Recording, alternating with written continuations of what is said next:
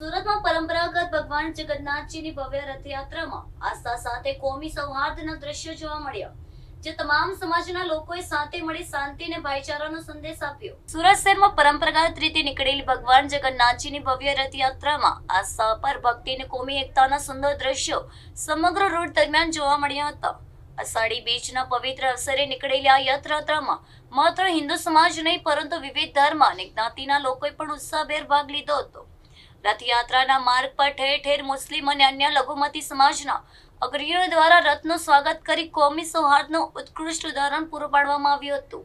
વિવિધ સમાજના લોકોએ એક સાથે જોડાઈને ભગવાન જગન્નાથજીના દર્શન કર્યા હતા અને એકબીજાને શુભકામનાઓ પાઠવી હતી। સમગ્ર શહેરમાં ભાઈચારો, શાંતિ અને પરસ્પર પ્રેમનો અદ્ભુત સંદેશ આ યાત્રાના માધ્યમથી પસરી ગયો હતો। ભક્તો દ્વારા રથ ખેંચવાની સાથે સાથે ઠંડા પાણી અને શરબતની વ્યવસ્થા કરીને ભક્તિભાવપૂર્વક સેવા કરવામાં આવી હતી। આ ધાર્મિક મહોત્સવમાં તમામ ધર્મના લોકોના સમર્થનથી સુરતની ગંગા જમુનીની સંસ્કૃતિ ફરી એકવાર ઉજાગર થઈ ગઈ હતી। અંતમાં આ રથયાત્રા શાંતિપૂર્ણ વાતાવરણમાં સંપન્ન થઈ અને સમાજમાં એકતા તથા સદભાવનાના નવા અધ્યાયની શરૂઆત કરી ગઈ। સભ્ય શાંતિ સમિતિ સુરત પોલીસ આજે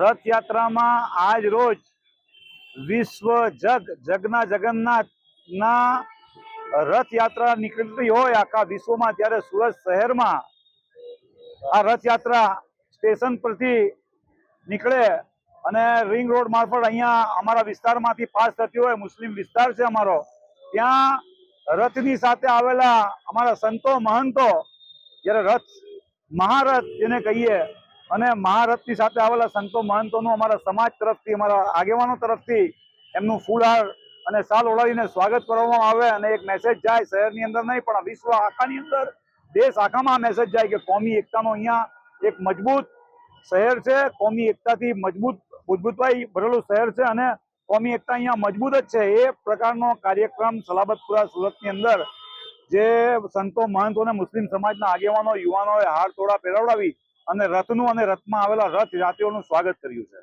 કોમી એકતા અને ભાઈચારા માટે શું સંદેશો આપો?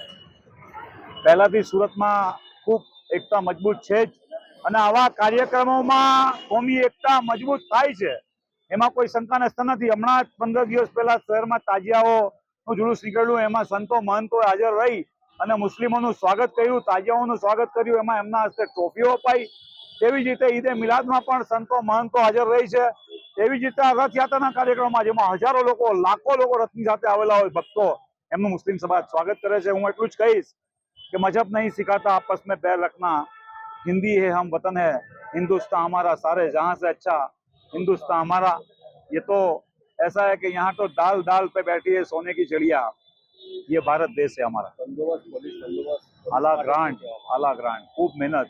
આજે નીકળ્યું હોય રથ સવારે 10 વાગે, 11 વાગે, 12 વાગે, ગઈકાલ રાત્રે રિહર્સલ અને હજારો પોલીસ રસ્તા ઉપર પીએસઆઈ થી લઈને પીઆઈ થી લઈને ડીસીપી, એસીપી, પોલીસ કમિશનર જાતે રથની સાથે આજુબાજુ ગોઠવાયેલા હોય, પરસેવાથી રેપ જે એમના ડ્રેસો અત્યારે જોયા છે ને એમની જ દેન છે સુરત શહેરની અંદર કે ખૂબ શાંતિના માહોલમાં કંઈ પણ અનિચ્છનીય બનાવ ન બને એની તકેદારી એડવાન્સમાં 15 દિવસ પહેલા પોલીસ સ્ટેશન વાઇઝ મિટિંગો કરતા હોય છે। પોલીસ ડિપાર્ટમેન્ટ અમને બોલાવતું હોય છે, અમે જતા હોય છે, હિન્દુ સંતો મહંતોને બોલાવતા હોય છે। રથયાત્રાનું જે સ્થળ છે ઇસ્કોન મોલ, એમાં પણ શાંતિ સમિતિની મિટિંગ, શહેર લેવલની મિટિંગ યોજાઈ હતી અને એને પ્રતાપે જ આજે પોલીસ ડિપાર્ટમેન્ટ તરફથી જે સાથ અને સહકાર અને મહેનત, પરિશ્રમ જે કર્યું છે એની દેન છે કોમી એકતાના માહોલમાં શાંતિપ્રિય રીતે અને હર્ષો ઉલ્લાસના માહોલમાં આજે રથ અહીંથી પાસ થયું। संदीप अग्रवाल, सूरत से अभिषेक मार्केट। हर साल की होती है, हर साल हम यहाँ पे स्वागत रथ यात्रा का स्वागत करते हैं। हिंदू मुस्लिम मिलजुल के हम एक साथ सूरत की स्वागत करते हैं हर बार। कैसा लग रहा है? हमेशा एक से बढ़कर एक लगता है हमें। क्या बोलना चाहते हो कौमी एकता के बारे में? कौमी हिंदू मुस्लिम एकता जिंदाबाद, और हमेशा की बात है, हमेशा हर साल स्वागत करते रहेंगे ऐसे कैसे। पुलिस का कैसा योगदान? पुलिस हमारा पूर्ण सहयोग करती है, हम पुलिस का सहयोग करते हैं, पुलिस हमारे साथ रहती है, हम पुलिस का